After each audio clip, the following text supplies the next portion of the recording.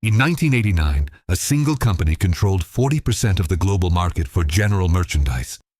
40%. Not of one country, the world. Its parking lots were so vast they could be seen from space. Its catalogs were thicker than phone books and just as essential. And buried somewhere deep inside this retail colossus, somewhere between the hardware section and the home appliances, was a technology that could have made the internet obsolete before it even existed. They called it Prodigy. It was Sears' own version of e-commerce, launched in 1984, a full decade before Amazon sold its first book. But the executives in the Chicago headquarters looked at this digital future and decided it was a distraction. They shelved it. They chose the past. And that single decision, that one quiet moment of corporate certainty, would cost them everything. If stories like this fascinate you, stories where empires rise on ambition and crumble on complacency, consider subscribing. Because what happened to Sears didn't just happen to a company. It happened to an entire way of life. This is not a business case study. This is the story of how America learned to trust, to buy, and eventually, to forget. It's the story of catalog pages that taught rural farmers they deserved dignity, of suburban parking lots that defined what normal looked like, of a retail empire so confident in its own permanence that it couldn't see the ground crumbling beneath its feet. And at the center of it all stands a single, haunting question. How does the company that invented modern retail become unable to survive the future it created?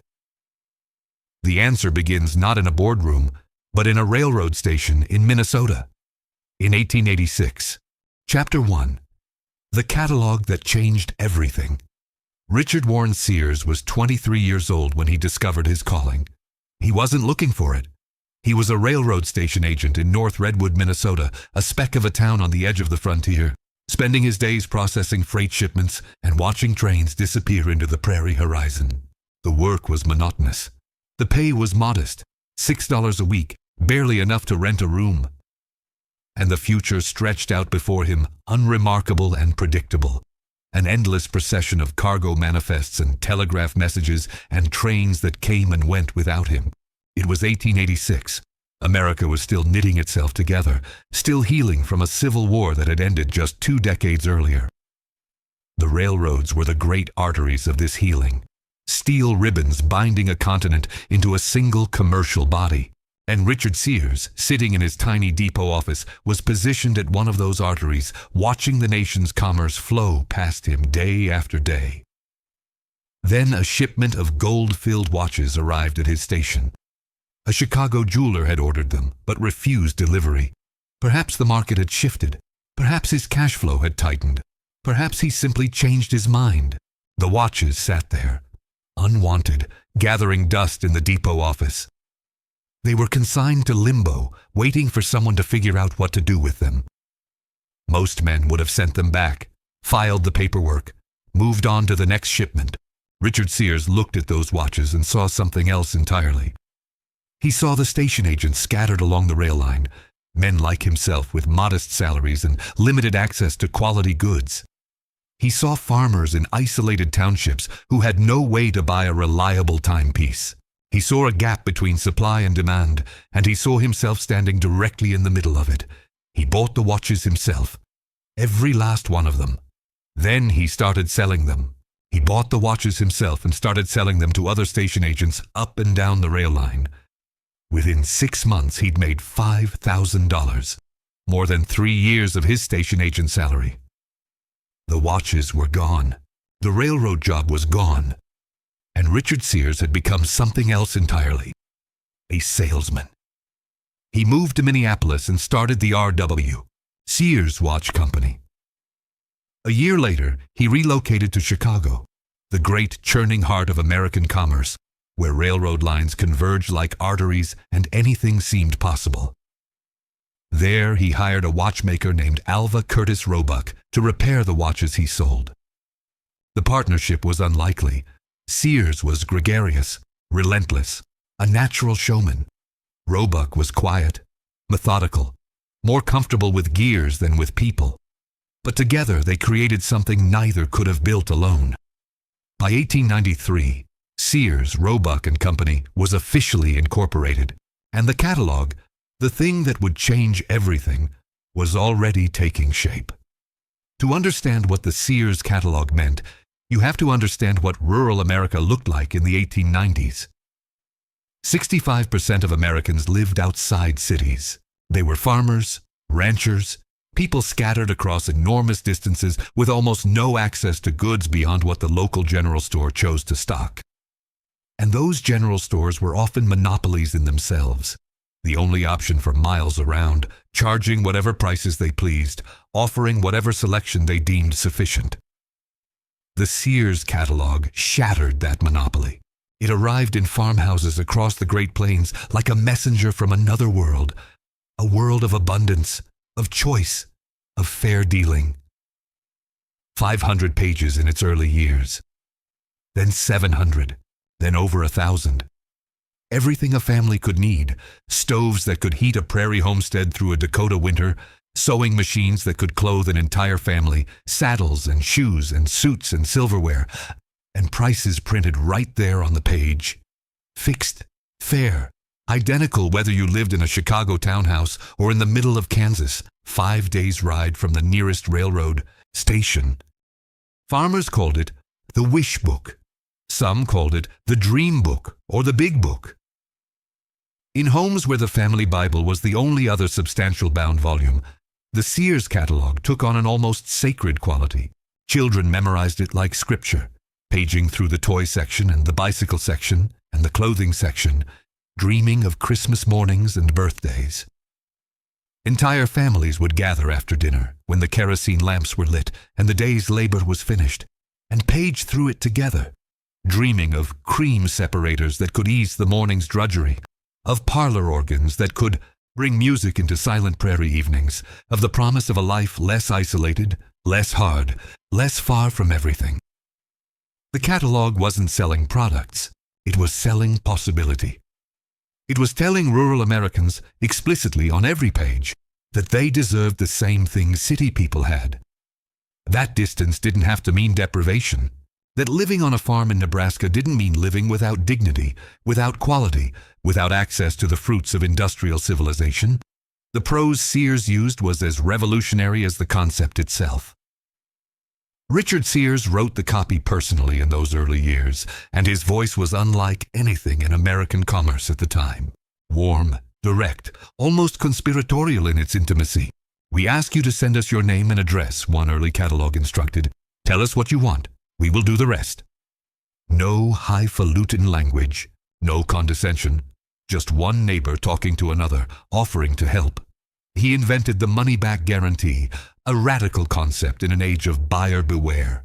If you bought something from Sears and it didn't work, or you didn't like it, or it wasn't what you expected, you sent it back and got your money back. Full refund. No questions asked. This was unheard of. It was almost reckless. But Sears understood something fundamental about commerce in a nation where trust was scarce. You had to earn trust before you could profit from it. And America responded, and Sears delivered. Literally. The company pioneered mail-order logistics at a scale no one had attempted before. Warehouses the size of city blocks. Conveyor systems that moved packages like blood through veins. A shipping operation so efficient that by 1906, Sears was processing over 100,000 orders per day. One day. In an era when horses still pulled most of the country's cargo, the business model was radical in its simplicity. Cut out every middleman between the factory and the family.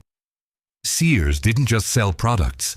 It manufactured them, warehoused them, shipped them, guaranteed them. Vertical integration before anyone called it that. If you bought a Sears product and it didn't work, you sent it back and got a full refund, no questions asked. This was revolutionary. In an age of buyer beware, Sears was saying, "Trust us," and America did. By the turn of the century, the Sears Catalog had become something more than a shopping guide. It was a window into what America was becoming. A middle class rising, a standard of living expanding, a nation knitting itself together through commerce. Rural families could order the same goods as urban families. Western farmers could access the same tools as Eastern manufacturers.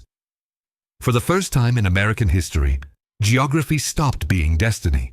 Richard Sears understood this instinctively. His advertising copy was legendary. Warm, direct, almost conspiratorial in its intimacy. "We ask you to send us your name and address," one early catalog instructed. "Tell us what you want. We will do the rest." He wasn't selling to customers. He was talking to neighbors. And in doing so, he built something more powerful than a brand. He built trust. But even as the catalogs multiplied and the orders poured in, Sears himself was restless. He'd built a company that could deliver anything, anywhere. The question now was, what comes next? Chapter 2. From Catalogs to Cathedrals. The answer arrived in 1925 in the form of a man named Robert E. Wood. He was a former Army general, a logistics mastermind who'd helped build the Panama Canal, one of the greatest engineering achievements in human history.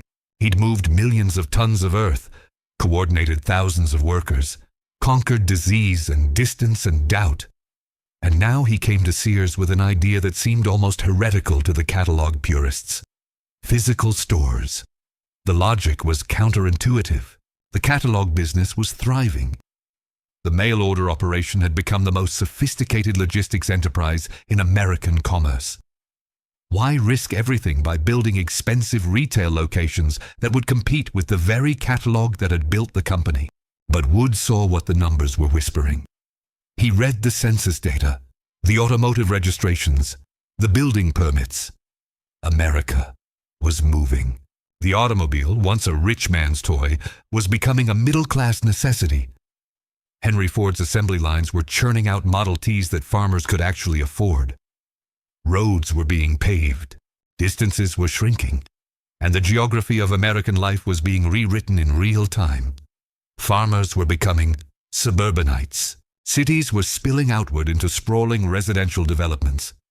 And all these new suburban families, these people with cars and driveways and lawns to maintain, needed somewhere to shop, somewhere they could drive to, somewhere with parking. Wood proposed building Sears stores not downtown, where traditional retailers competed for expensive real estate and customers arrived by streetcar, but on the outskirts, near the new highways, surrounded by enormous parking lots, accessible by automobile. It was, in effect, the invention of the modern shopping center, the suburban anchor store, the destination retail experience. The first Sears retail store opened in Chicago in 1925. It was an experiment, a test case, a calculated risk. By 1929, there were over 300 of them scattered across the nation. By the end of World War II, Sears stores had become anchor institutions in communities across America. Not just places to buy things, but places to gather, to belong, to understand what normal American life looked like. The post-war boom transformed Sears into something almost governmental in its reach. Millions of GIs came home from Europe and the Pacific, married their sweethearts, moved to newly built suburbs, and started families. They needed everything: furniture, appliances, tools, clothing, insurance, and they needed it immediately because the American economy was roaring back to life after 15 years of depression and war. Sears was there to provide it. All of it. Walk into a Sears store in 1955 and you walked into a temple of post-war American prosperity. The Kenmore appliances gleamed under fluorescent lights, refrigerators that could preserve food for weeks, washing machines that could free housewives from hours of manual labor, air conditioners that could tame the brutal heat of southern summers. The Craftsman tools were arranged in perfect rows, each one stamped with a lifetime guarantee, each one promising that American hands could build American dreams. The die-hard batteries sat in their displays, thick and solid and reliable, ready to start your car on the coldest morning. These weren't just brand names. They were guarantees, promises made by a company that had spent decades earning the right to be believed. They said, "You can count on this. You can count on us." In a world that had recently survived fascism and atomic warfare, this promise of reliability meant something profound. It meant stability. It meant normalcy. It meant that the worst was over and the future was going to be okay. And Sears wasn't just selling products. It was selling an entire infrastructure of American life. Sears Roebuck Acceptance Corporation offered credit when banks wouldn't lend to working families. Allstate Insurance, launched in 1931, protected the cars that drove to Sears parking lots. Dean Witter provided investment services. Coldwell Banker sold the houses that Sears customers filled with Sears appliances. By 1969, Sears accounted for 1% of the entire United States economy. One single company. 1% of everything Americans bought and sold. At its peak, more Americans had a Sears credit card than a Visa or MasterCard. The Sears Tower, completed in 1973, was the tallest building in the world. A monument to corporate dominance that literally scraped the sky. Inside that tower, executives governed their empire with the confidence of men who believed they had solved retail permanently. The company's market research was legendary. Its logistics were unmatched. Its supplier relationships were so powerful that entire manufacturing towns rose and fell on Sears' purchasing decisions. When Sears decided to stock a new type of battery or a different brand of tire, factories expanded overnight. When Sears stopped ordering, those same factories went dark. This was not merely success, this was something closer to sovereignty.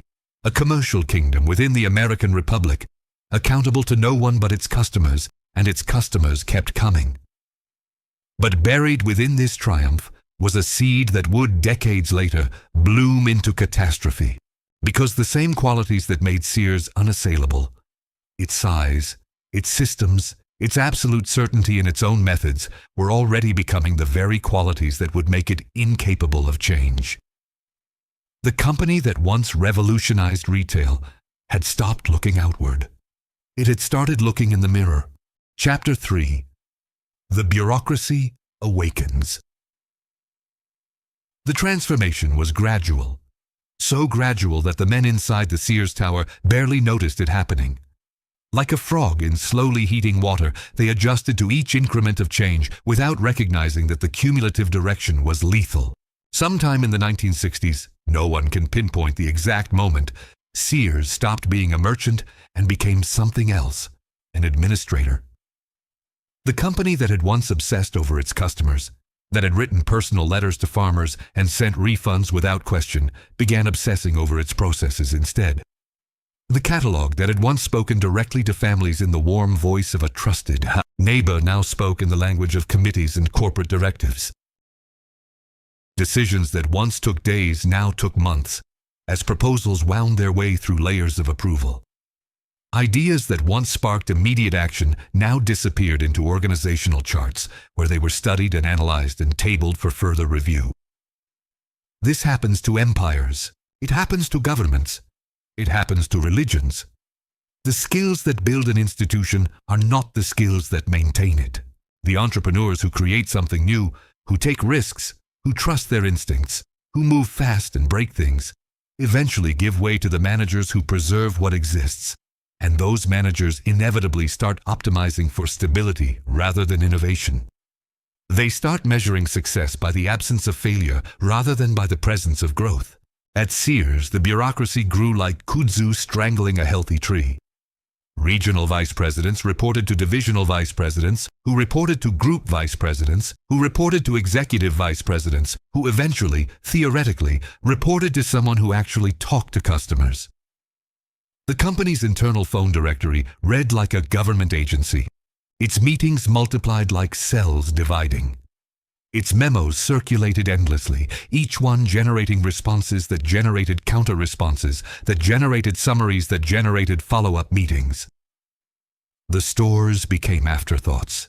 The people who actually worked the floor, who knew the customers by name, who could sense which products were moving and which were gathering dust, these people were separated from decision-makers by so many organizational layers that their insights never reached anyone with authority to act on them. Meanwhile, outside the Sears Tower, outside the committee rooms and the strategic planning sessions, the retail landscape was shifting in ways the bureaucracy couldn't see or chose not to acknowledge. In 1962, a year that would reshape American retail forever, 3 discount retailers opened their doors: Kmart, Walmart, and Target. They weren't trying to be Sears.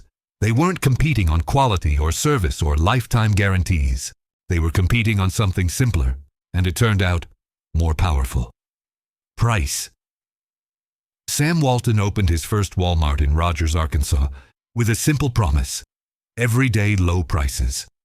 No sales, no promotions, no elaborate merchandising. Just cheap goods, cheap enough that people would drive past other stores to reach his. He understood something that Sears had forgotten, or perhaps had never fully grasped. For a large segment of American consumers, price trumped everything else. Quality mattered less than quantity. Service mattered less than savings. Kmart grew from 18 stores in 1962 to over 2,000 by 1981. 2,000 stores in less than 20 years. Walmart, starting from that single storefront in Arkansas, began its relentless expansion across rural America. The same rural America that Sears had once owned through its catalog.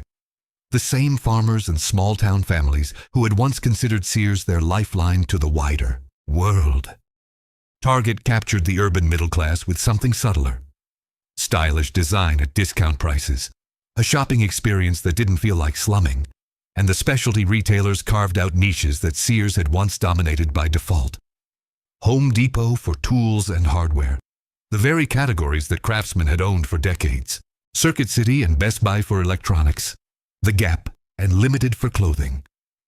Each specialty store did one thing well, and doing one thing well turned out to be more profitable than doing everything adequately. Sears watched all of this unfold. Its market research departments, and it had many of them, produced detailed reports. Its strategy teams conducted elaborate analyses. The data was there, stacked in filing cabinets and distributed in boardroom presentations, clear and alarming. Market share was eroding, point by point, year by year. Customer preferences were shifting. The competitive landscape was fragmenting in ways that fundamentally threatened the department store model itself. And yet Sears didn't change. The reasons were systemic. A company built on consistency finds it almost impossible to embrace disruption. A bureaucracy optimized for predictability struggles to respond to chaos. And the executives who had risen through Sears's ranks, who had spent their careers mastering its systems, ascending its hierarchies, absorbing its culture, genuinely believed that the Sears way was the right way. They had decades of evidence to support this belief. They had the tallest building in the world to prove it. So when the data contradicted their assumptions, they questioned the data. When competitors gained ground, they dismissed them as unsustainable. When customers drifted away, they blamed the economy or demographics or anything except the possibility that Sears itself had become the problem. The stores grew shabbier. The inventory grew staler.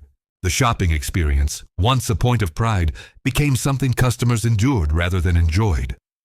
But the profits kept coming, at least for a while, sustained by inertia and brand loyalty and the sheer size of the installed customer base. And so the urgency never quite materialized. The crisis always seemed to be next quarter, next year, somewhere in the future, rather than now. This is how empires fall. Not in dramatic collapse, but in slow-motion denial. The warning signs accumulate. The opportunities for correction pass. And by the time the truth becomes undeniable, the capacity to respond has already atrophied. Sears in the 1980s was still profitable. It was still enormous. But it had lost something essential: the hunger that built it, the curiosity that sustained it, the willingness to bet everything on an uncertain future. The company that once invented retail had become the company that couldn't reinvent itself. Chapter 4. The Digital Road. Not taken here is where the tragedy cuts deepest. Here is the moment that should haunt every business student and every executive and every board member who has ever had to decide between the profitable present and the uncertain future. Because Sears didn't just fail to adapt to the digital age. Sears actually invented the digital age and then chose to walk away from it. In 1984, while Steve Jobs was introducing the Macintosh and the personal computer was still a hobbyist's curiosity, Sears launched Prodigy.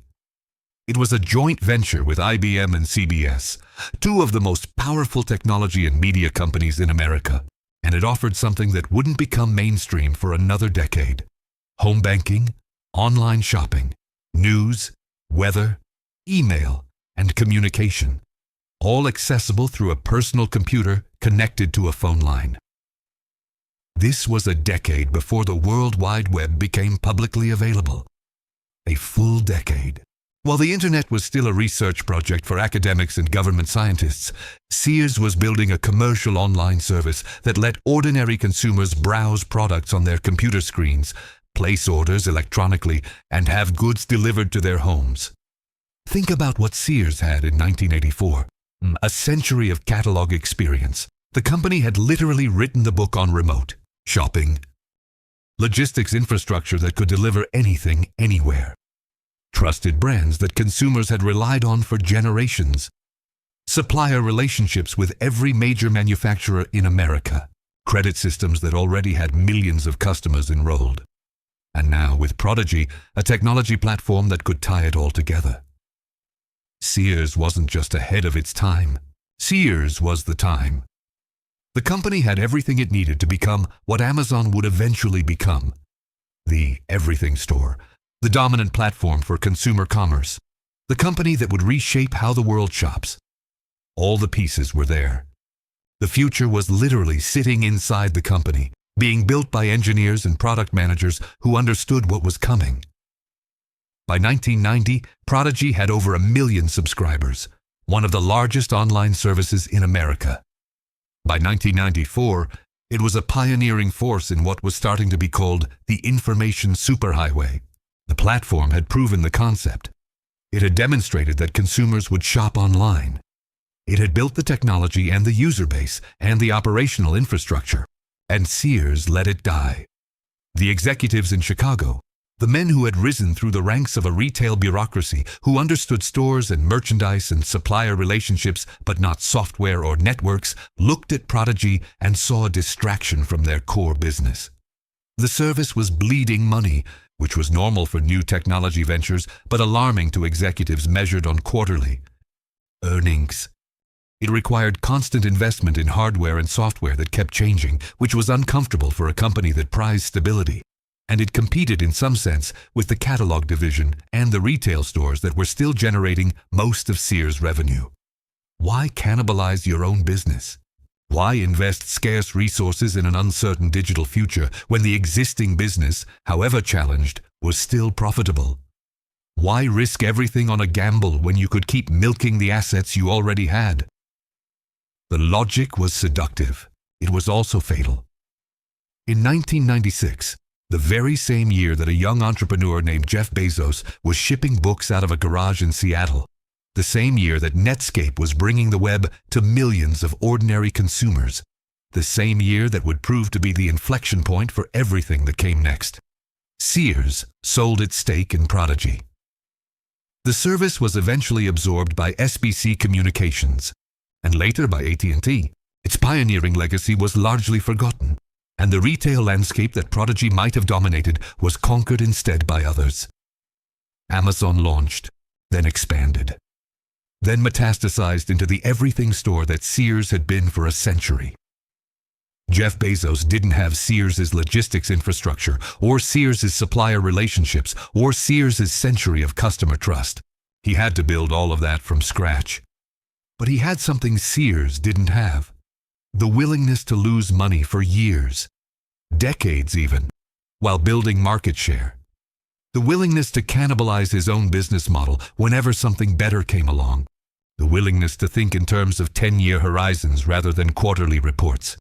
It's tempting to blame individual executives for this failure, to search for villains in the C-suite who made the wrong calls.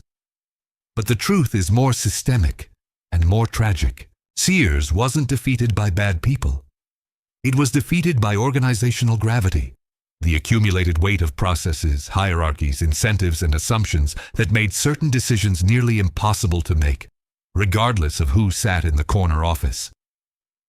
Large organizations can see trends. They can hire consultants who produce reports predicting exactly what will happen. But translating that knowledge into action requires a kind of institutional courage that established companies almost never possess. It requires betting the company on an uncertain future. It requires accepting that the skills and structures that created success are now obstacles to survival. It requires, in effect, choosing to destroy yourself before someone else does. Sears couldn't do it. Very few companies can. And so the future arrived anyway without permission and found Sears utterly unprepared. Chapter 5. Financialization and the Hollow Empire. The final act of Sears' decline wasn't really about retail at all. It wasn't about e-commerce or competition or changing consumer preferences. It was about something colder and more abstract: financial engineering, the conversion of a living company into a portfolio of assets to be stripped and sold. In 2004, Kmart, itself a struggling discount retailer that had just emerged from bankruptcy, announced a merger with Sears. The deal was orchestrated by a hedge fund manager named Edward Lampert, a protege of the legendary value investor Robert Rubin, widely regarded as one of the most brilliant financial minds of his generation. He had made his reputation identifying undervalued assets and extracting maximum returns for his investors. Now he was applying that same lens to two of America's most iconic retail names. The merger was marketed to the public as a retail renaissance. Two struggling brands combining forces to compete more effectively in a challenging marketplace. Scale efficiencies, combined purchasing power, revitalized stores. The press releases were full of optimistic language about synergies and transformations. The reality was something else entirely. Lampert was not a merchant. He had never run a store. He had never hired a salesperson or designed a merchandise display or negotiated with a supplier over the quality of a product. His genius was analytical, not operational. He could read a balance sheet with supernatural clarity. He could identify assets trading below their intrinsic value. But the messy business of actually running retail stores, of understanding customers, of motivating employees, of creating an experience that would make people choose your store over the competition. This was not his expertise, and he showed little interest in developing it. His thesis was straightforward and, in its own terms, entirely logical. Sears and Kmart were undervalued because the market was focused on their struggling retail operations. Investors saw declining same-store sales, aging stores, fierce competition from Walmart and Amazon, and concluded that these were businesses in terminal decline. But beneath those struggling operations lay something else: billions of dollars in real estate, brand equity, intellectual property, and other hard assets that could be extracted, monetized, and returned to shareholders. This is what Wall Street calls unlocking value. It sounds neutral, almost mechanical, like opening a vault that was always there, just waiting for the right combination. But in practice, it meant systematically stripping Sears of everything that made it a company. Everything that made it a place where people worked and shopped and belonged. The real estate went first. Sears owned over 2,000 store locations, many of them sitting on land that had appreciated enormously since the 1950s. These weren't just stores. They were often anchor positions in major malls, prime locations that developers would pay millions to acquire. Lampert spun off nearly 300 of the best properties into a real estate investment trust called Seritage Growth Properties, a transaction that generated cash but left Sears paying rent on stores it used to own outright. The company became a tenant in its own buildings. Then came the brands. Craftsman, the toolmaker synonymous with American quality, the name that had been stamped on the tools of 3 generations of American workers, was sold to Stanley Black & Decker for just under $1 billion. The lifetime guarantee that had made Craftsman legendary, now it was someone else's promise to keep. Die-Hard batteries went to Advance Auto Parts. Kenmore appliances were licensed to other retailers. One by one, the very things that had made Sears trustworthy, the brands that customers associated with reliability and quality, were converted into cash and distributed to shareholders. The stores themselves received almost nothing. Capital expenditure, the investment required to maintain facilities, Upgrade technology, refresh merchandise displays, plummeted to levels that made basic maintenance impossible. The shopping experience deteriorated visibly, store by store, month by month. Displays went unrefurbished for years. Inventory grew sparse. Shelves that once groaned with merchandise now showed embarrassing gaps. Employees, many of them lifers who had built entire careers at Sears, who had trained new hires and served loyal customers and taken pride in representing a company that stood for something, watched their workplace cannibalize itself in slow motion. The lighting grew dimmer because replacing bulbs wasn't in the budget. The escalators broke and stayed broken. The parking lots cracked and weren't repaved. Customers who wandered into Sears looking for the store they remembered found something else instead. A hollowed-out shell, a ghost wearing the costume of a retailer. This was not irrational from a certain perspective. If you believed that brick-and-mortar retail was dying anyway, extracting value from a declining asset made perfect financial sense. Why invest in stores when those investments would never pay off? Better to take the money now than to watch it evaporate later. But the self-fulfilling nature of this logic was brutal. Customers who might have remained loyal watched their local Sears become a shadow of itself. Understaffed, understocked, embarrassing. They took their business elsewhere, accelerating the decline that justified the next round of cuts. Each extraction made the next extraction more necessary. The spiral fed on itself. By 2018, Sears Holdings had filed for bankruptcy. The company that once employed over 300,000 people was down to fewer than 90,000. The company that once operated over 3,000 stores was closing hundreds per year. The Sears Tower, renamed the Willis Tower after Sears couldn't afford to keep the naming rights, stood in Chicago as a monument to something that had vanished. The bankruptcy proceedings dragged on for years, with Lampert's hedge fund ultimately acquiring what remained of the company in a controversial deal that critics alleged had been engineered to benefit insiders at the expense of creditors and employees. Lawsuits proliferated. Recriminations flew, but the outcome was already determined. Sears, as a meaningful retail presence, was finished. What remained was a handful of stores, a pile of legal disputes, and a case study in how not to manage decline. Chapter 6. The Human Cost. The numbers tell part of the story. 300,000 jobs at peak employment. Fewer than 15,000 by the early 2020s. Thousands of stores reduced to a few hundred, then a few dozen, then a handful. A company that once accounted for 1% of the entire American economy reduced to a footnote, a cautionary tale, a punchline. But numbers are abstractions. They slide past the mind without leaving a mark. What matters, what really matters, is what happened to actual people. Consider the woman who started at Sears in 1978. Fresh out of high school in a small town outside Pittsburgh, she'd grown up watching her parents shop at Sears, buying Craftsman tools and Kenmore appliances and all the other products that defined their middle-class life. Getting a job there felt like joining an institution, like becoming part of something that mattered, something that would be there forever. She started in the catalog department, processing orders in an era when everything was still done on paper. She learned the systems, mastered the procedures, earned promotions. Over 4 decades, she moved through different divisions, retail sales, then customer service, then finally managing a small Sears automotive center in a strip mall on the outskirts of town. She knew her customers by name, not just the regulars, but their families, their sons who were starting to learn about cars, their daughters who needed new tires before leaving for college.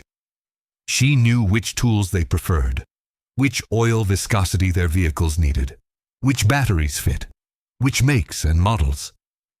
She wasn't just an employee processing transactions. She was a specialist, a trusted advisor, part of the fabric that held her community together. And then her store closed. Not because she'd failed at her job, not because her customers had abandoned her, not because she'd made some mistake that warranted punishment, but because decisions made in boardrooms 1,000 miles away by people who had never visited her store or met her customers or understood what she did had determined that her location's real estate was worth more as a tax write-off than as an operating business. She was 59 years old, too young for Social Security, too old in the brutal calculus of the job market to easily find comparable employment. The pension she'd counted on, the retirement security that decades of loyal service was supposed to guarantee, was diminished by bankruptcy proceedings that prioritized other creditors. Everything she'd built, everything she'd earned, everything she'd trusted, undermined by forces she couldn't see and couldn't fight. Multiply this story by tens of thousands. Multiply it across every shuttered store, every liquidated inventory, every pension fund depleted by bankruptcy, every severance package that never materialized.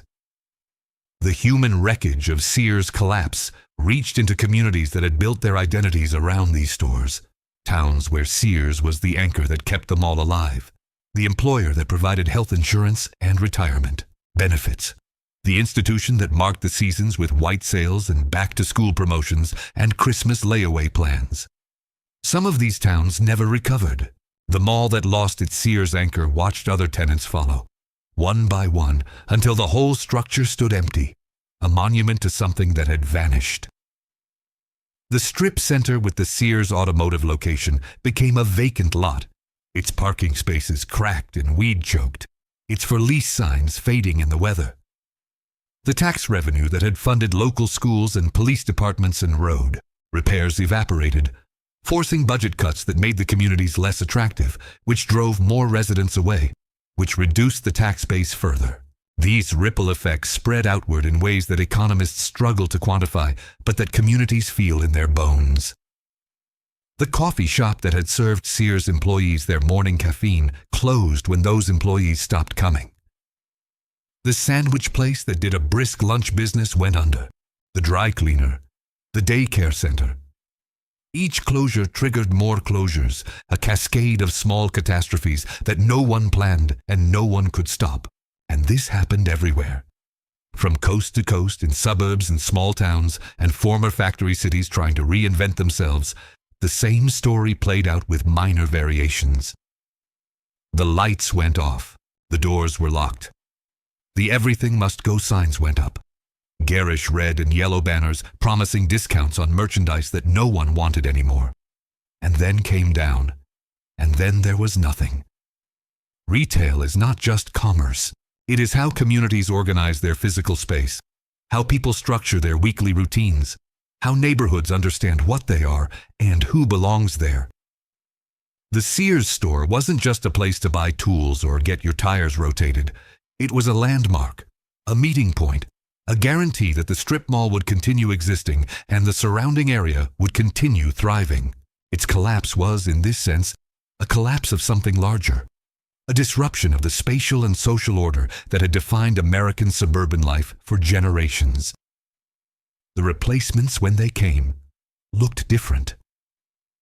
Amazon warehouses, vast, windowless, located in industrial parks far from residential areas.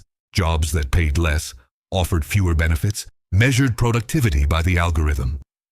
Shopping that happened alone, in front of screens without the social texture of physical stores. Progress, perhaps. Efficiency, certainly. But also loss. A loss that no business school case study fully captures. The employees who lost their jobs at Sears didn't just lose income. They lost identity. They lost membership in something larger than themselves. They lost the narrative that said, if you work hard, if you're loyal, if you believe in the company will take care of you. That narrative was always partly myth. But myths matter, and when they die, something dies with them. Chapter 7. Lessons in the Ruins. What does Sears leave behind? What can be learned from watching a colossus fall? Start with the obvious lessons, the ones that every business school now teaches, the ones that consultants cite in their PowerPoint presentations, the ones that have become cliches precisely because they're true. Adapt or die. Cannibalize yourself before someone else does. Culture eats strategy for breakfast. Don't let bureaucracy strangle innovation. Don't let financial engineering substitute for operational excellence. Don't confuse past success with future entitlement. These lessons are true. They are also banal. And they explain almost nothing about why companies actually fail to follow them. Because here is the terrible secret that the business books don't adequately convey. The executives at Sears were not stupid. They were not ignorant of the competitive landscape. They were not blind to the threats that surrounded them. They had the data. They hired the consultants. They produced the strategic plans. They sat in countless meetings where sophisticated analyses were presented on screens, where the trajectory was made visible in charts and graphs, where the need for change was articulated with perfect clarity. They knew. On some level, at some point, they all knew that something fundamental had to change, and yet they couldn't make the change happen. The organizational machinery was too heavy. Decades of accumulated processes and procedures and reporting relationships created a kind of institutional mass that resisted any force applied against it. The incentive structures pointed in the wrong direction. Executives were rewarded for hitting quarterly targets, not for investments that would pay off in 10 years. The culture had calcified around assumptions that were no longer true. That customers would always value quality over price. That the Sears brand would always command loyalty. That the company's sheer size made it invulnerable to serious competition. This is the real lesson of Sears, the one that should keep every leader of every large organization awake at night. That knowledge is not enough. That seeing the future does not guarantee you can reach it. That institutions develop their own gravity, their own momentum, their own resistance to change, and that this resistance can be fatal even when everyone inside the institution understands the stakes. The larger the institution, the stronger this gravity becomes. The more successful the past, the more difficult it is to imagine a different future. The more invested people are in existing systems, their careers, their identities, their mortgages, and college funds, the more they resist any change that threatens those systems. Even change they intellectually recognize as necessary. This is not a failure of intelligence. It is not a failure of effort. It is the natural, perhaps inevitable consequence of organizational scale. The same coordination mechanisms that allow thousands of people to work together toward common goals also create inertia. The same hierarchies that enable complex decisions to be made also slow those decisions down. The same cultures that bind people together also blind them to perspectives from outside. If Sears could fall, Sears, with its century of dominance, its massive resources, its proven ability to reinvent itself in earlier eras, then so can anyone. The forces that destroyed Sears are not unique to Sears. They are endemic to scale, to success, to the passage of time. But there are deeper lessons here as well. Lessons that go beyond management theory. Sears taught America how to be a consumer society. It taught rural families that they deserved access to goods. It taught the middle class what normal looked like. It taught the nation that trust could be institutionalized, that a company could become a kind of public utility, reliable and predictable and permanent. And then it demonstrated that nothing is permanent. That the institutions we build contain within themselves the seeds of their own destruction. That the qualities that create success, scale, efficiency, consistency, can become the very qualities that prevent adaptation. That even the most dominant enterprises are, in the end, mortal. This is not just a business story.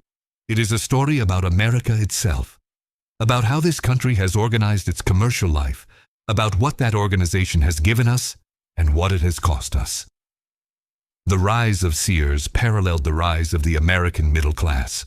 Its fall paralleled something more ambiguous: the financialization of the economy, the hollowing out of institutions, the replacement of relationships with transactions.